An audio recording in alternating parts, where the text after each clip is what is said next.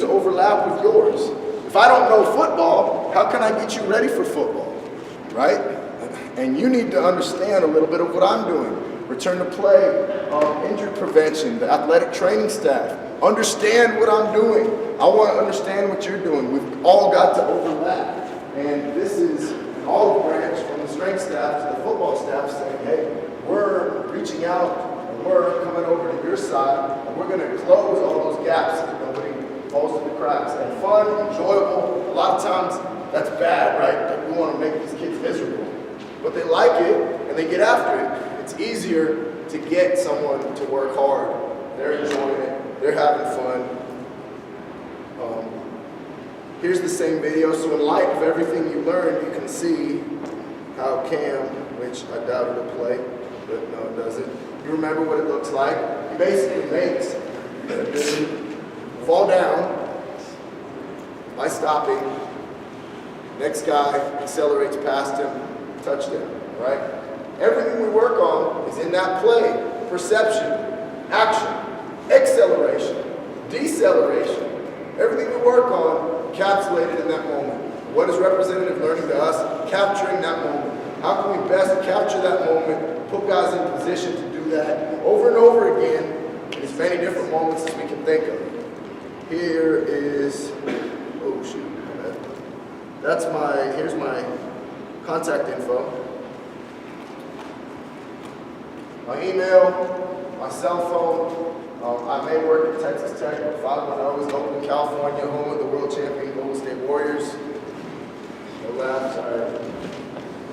There's my Twitter, there's my Instagram, justflysports.com has a lot of my I've been on their podcast like 3 times, written a bunch of articles, and recently I was on 90 Minute Chalk Talk with Ron the Key Free talking about a lot of the same stuff in force velocity profiling, which is the other thing apparently I'm famous for. This cartoon is from Sean. We're the light bulbs. There's a lot of candles out there that are going to try to do this to you. You continue to be the light bulb. Don't be scared. Just because you thought of it doesn't make it any less or any worse than someone at the highest level. Right? We're all trying to innovate. We're all trying to get our athletes better. So be the light bulb. And I believe 259. How about that? That's all I got. Who's got questions? Yes. Your last time I know you said injury reduction, but is there any type of increase at all, or is there a see less injuries when the preseason exists? In the NFL, it's all season happens.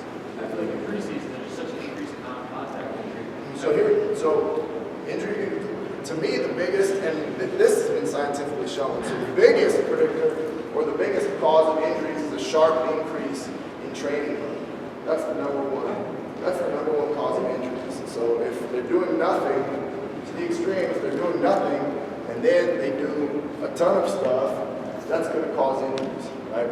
How this prevents injuries is a lot of times unpredictable or unsafe environments that happen on the field is where guys get hurt. Right? If I know what's coming, if I know what's going to happen, I know where to put my feet, I know where to be. So I'm not going to get hurt. I'm going to get hurt. Out of position. I don't know what's going to happen. Here he comes, and I'm strong enough to produce enough force, but I'm in a bad position, and I hurt myself. So again, comfortable being uncomfortable, familiarity with bad positions. So as you saw when I was the subject yesterday, apparently I'm bad in low positions, right? So if you ever play against me on the football field, if you can get me into a deep lunge position, I'll probably hurt myself. Right? But that's something that I know and I can work on, right? So getting them to be comfortable, being uncomfortable, and being able to be in a good position at all times, so you're never out of position. Right? Yeah, some things happen, you'll be out of position, but knowing where your body is, being in control, regardless of what the opponent is doing, is how this stuff is going to reduce injuries. Other questions? Yes? Now you mentioned about the O-linemen having very clearly different demands for their position. How would you incorporate some of the reactive stuff for them, knowing that with their position, a lot of what they have to manipulate is very tactile. They have to be in contact with the other person. Absolutely. So a lot of the stuff we do with them would be mirror type movements, just from putting them in different situations to accomplish the same task. So if I know I have to stay in front of Corey, right? Initially, I just have to stay in front of Corey, like the combine position drill you see in mirror drill. But maybe next time, you know, he starts in a different spot, I start in a different spot. Maybe I have to move to him. Maybe he starts, he gets a running start at me. Maybe I can't see him. Just adjusting, changing the constraints, but having the task remain the same, right? I always have to stay in front of him, right? And me improving my footwork and my perceptive abilities is not going to make me less aggressive. It's just going to mean I can better get in front of him. And still, when the pads come on, I'm going to do what I do. So it's basically this. The tasks will be few, but the constraint manipulation will be many. Yeah, it's always going to be pretty much some sort of mirror drill, but it's just the way you can change the time, the space, the positioning, etc., to make it possibly more and more difficult. We teach our offensive line before games anyway, so that yeah, and a lot of the times I'll make them put their hands behind their back so we don't have to worry about, because they might strike each other.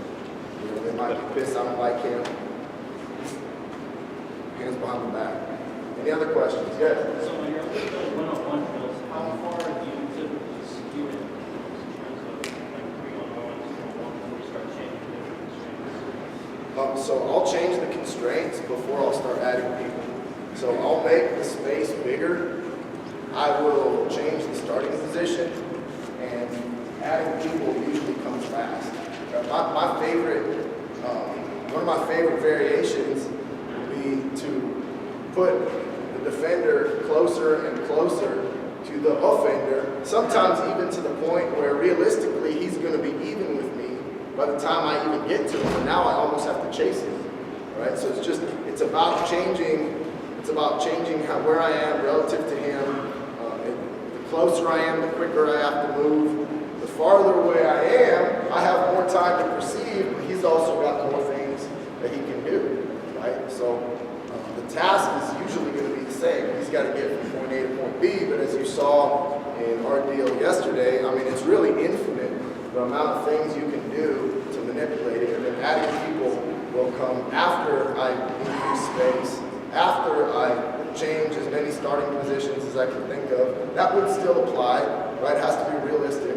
Like Sean Martin was talking about, it's not, man, this would be crazy. It's got to be realistic, but increase that, and then we'll start adding people. Yes? How often do you switch the roles of skill position players to say simulated tournament? Talking about like a receiver playing DB. So most of the time, the offensive guy will play offense, and the defensive guy will play defense, but I will switch them. Maybe like 10% of the time, just because I think it helps them, a receiver, to play DB, to think about what might have given him problems, like, oh wow, like he did this to me. I see how that might be challenging, and also because they like it.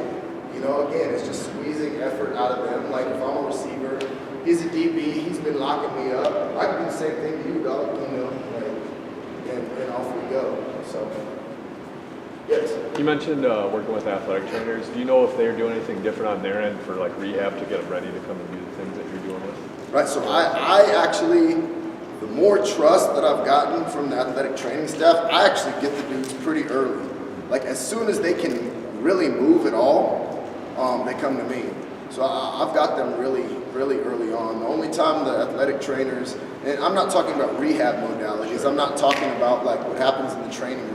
Yep. I'm talking about the field work. Yep. Rehab is exclusively me as soon as they're able to do really anything, even the most basic of progressions. But that didn't happen right away, right? That's earning trust.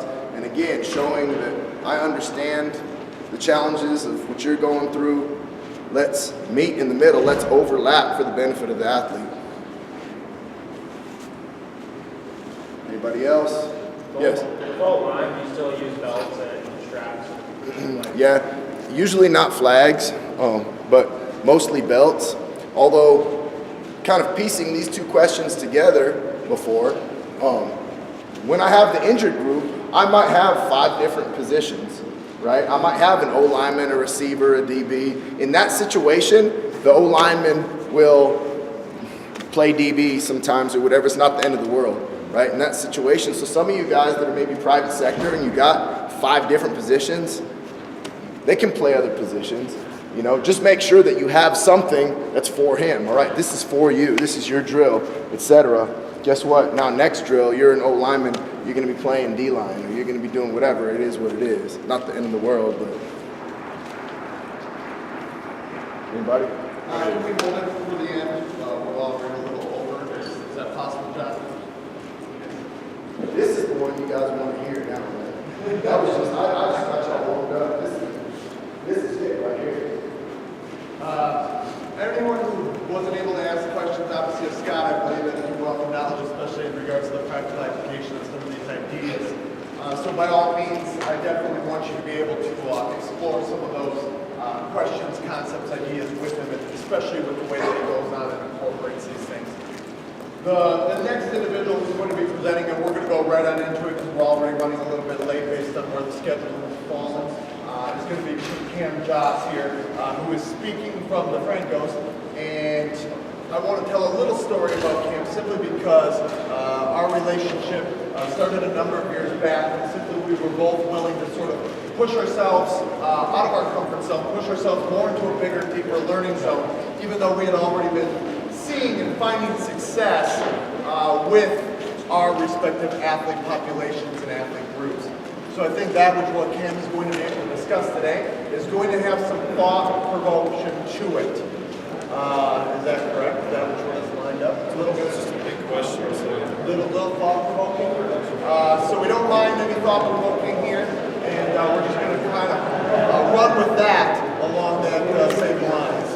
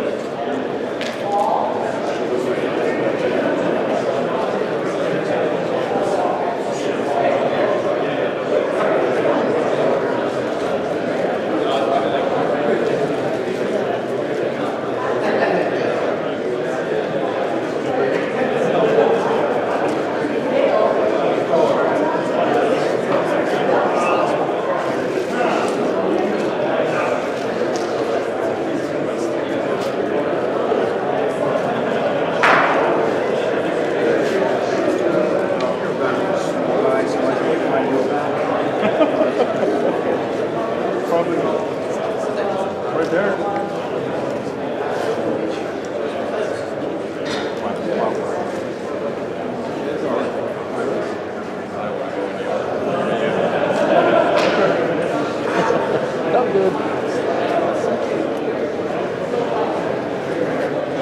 All right.